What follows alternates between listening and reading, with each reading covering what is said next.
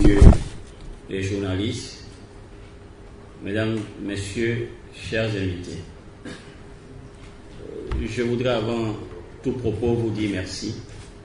Merci pour le temps que vous avez bien voulu nous accorder cet après-midi dans le cadre de cette conférence que nous prononçons avec M.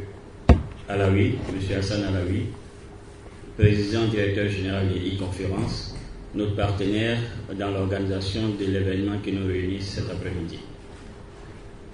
Je ne vais pas vous bassiner, si vous me permettez l'expression, avec aujourd'hui ce que les TIC offrent à des pays comme les nôtres, à ce que les TIC offrent aux populations comme les nôtres, mais en retenant tous ici dans la salle que désormais les Nations Unies, à travers l'UIT, l'organe spécialisé pour les TIC et les télécommunications, ont érigé les TIC et les télécommunications au même rang que l'éducation, au même rang que la santé, au même rang que tout ce que nos populations et les citoyens de tout pays peuvent exiger en tant que service primaire pour avoir une qualité de vie qui leur permette de vaquer de façon la plus efficace et la plus efficiente à toutes les activités économiques qui aujourd'hui constituent ou génèrent les richesses de nos pays.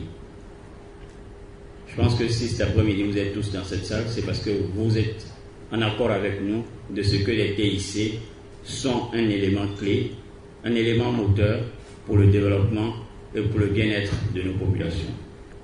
C'est donc dans ce cadre que l'État de Côte d'Ivoire, dans le cadre du programme Émergence 2020, a positionné les TIC au cœur de sa stratégie d'émergence.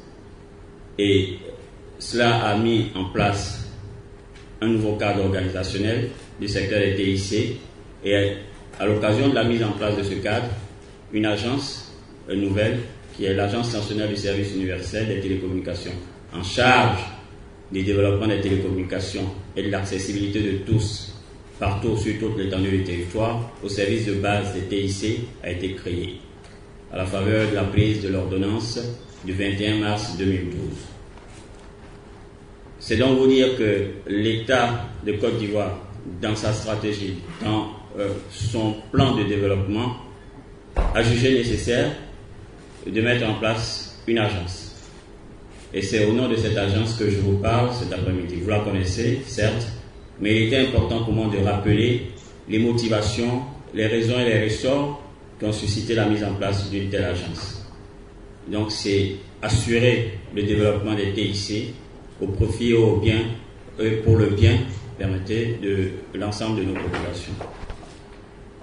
Et donc aujourd'hui, l'agence qui est en charge, qui est la cheville ouvrière pour la mise en œuvre du développement des TIC, s'est associée avec e-conférence pour que nous puissions ensemble mettre en place une plateforme qui permettra de réfléchir aux meilleures pratiques possibles, de partager nos expériences en matière de développement des TIC.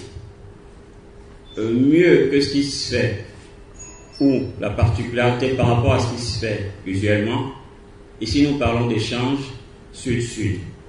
Nous parlons de partage d'expériences entre pays du Sud. Ce que nous avons coutume de voir, c'est des partages d'expériences entre pays du Sud et pays du Nord. Mais aujourd'hui, nous estimons que nous sommes arrivés à un certain niveau de maturité qui nous autorise à revendiquer des expériences qui peuvent être partagées parce que pertinentes. Donc c'est dans ce cadre que nous avons, avec ITF, convenu d'organiser cette plateforme sous forme d'un forum qui réunira ici à Abidjan. Permettez que je vous donne les dates exactes.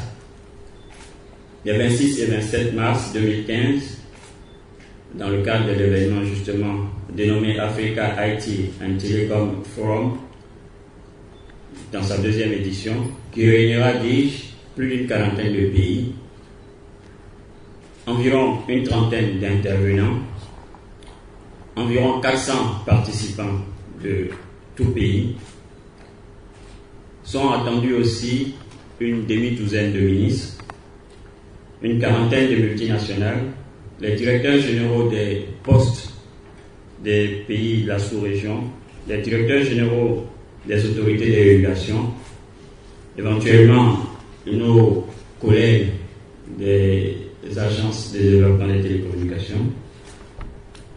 Donc, au cours de ce forum qui se tiendra sur 2 jours, organisé avec l'appui de AITF, nous discuterons de ce que les technologies de l'information et de la communication peuvent apporter de façon concrète au plan émergence 2020.